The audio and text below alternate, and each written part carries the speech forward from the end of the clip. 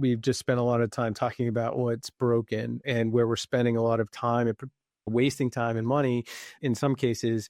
Now, how do we reposition that to start thinking about the future? And I don't want to kind of gas you up too much, but your work around content IP, I think, is awesome. I want to say I've borrowed it, but I've probably stolen a little bit of it. And I think this sort of gateway to the future of like, how do we just reconnect with people and have a point of view and be important and be relevant, having something to say to them consistently and being known for that is really important. So I'd love if you could walk through the principles of content IP and kind of how it works. Totally. I will say before we move on, the zero-click content piece, like I came up in SEO and then I realized I could not compete in SEO about SEO. I was never going to outrank Neil Patel, SEMrush, whatever. But I did realize I was way better than Neil Patel on camera. I realized I could podcast better than him. I could make YouTube videos better than him. So I leaned all the way into that. I figured out I did a 100-day project where I did like 100 blogs, 100 newsletters, 100 podcast episodes, and 100 YouTube videos in 100 days. Don't recommend anybody do that. It was way more work than I thought it would be. I will not sign up for that. But it was good. It got me on the radar. It totally changed my life and career.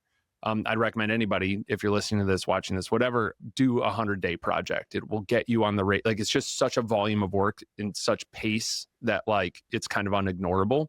Very Cal Newport, be so good they can't ignore you type of thing. So zero-click content accidentally became how I got all my clients. Like, I don't say like, hey, I published a blog, go click on my blog and read it. I just put the whole thing in the email. And I'm like, if you want to read it on the web or you want to share it, do that. Here's a link. But I want you to get it all here because you're in the inbox. You're here. Here's all of it. Same thing on LinkedIn. Here's all of it. It's a carousel. It's long form. It's however I can deliver it to you just here. So I'm a big believer in that too, despite a lot of my work still being around SEO and stuff for clients.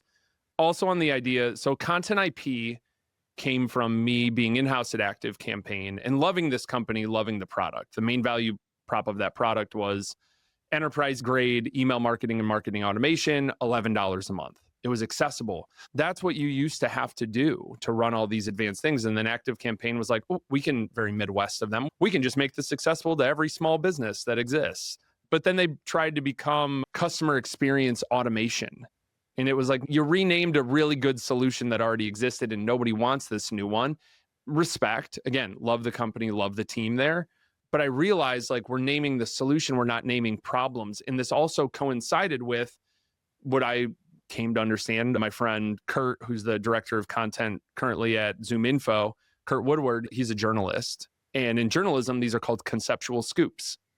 Everybody listening to this right now will recognize when I say the Great Resignation, quiet quitting. First of all, those are A+ chef's kiss copywriting. And we love a good alliteration. But we all saw that happening. Like nobody said the Great Resignation and everybody went, nope, that's not happening.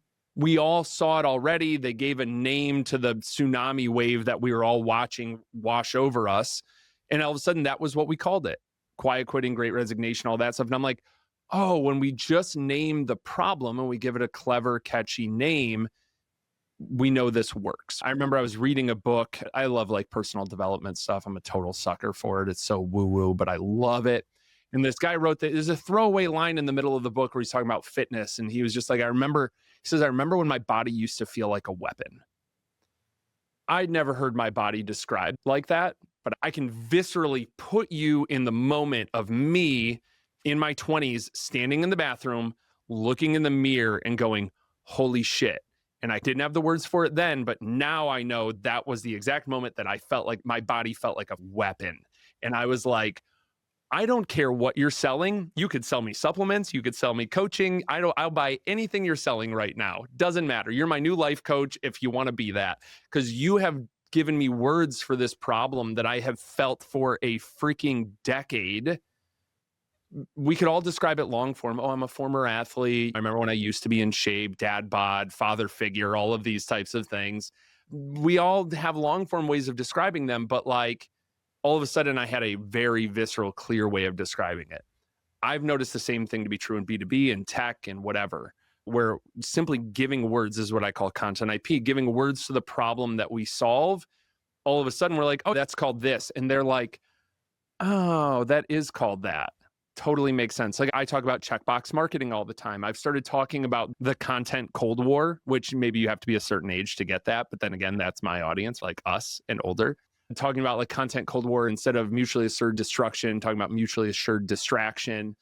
I see this echoed. People are like, they'll comment on LinkedIn, this line, and they'll just paste content Cold War or mutually assured distraction. And I'm like, checkbox marketing. I remember my friend Mac, who's the founder of ComStore, was like, can I get death to checkbox marketing on a t-shirt? And I'm like, that's the signal you're looking for of like, I named the problem. They're echoing it back. They want it on a shirt.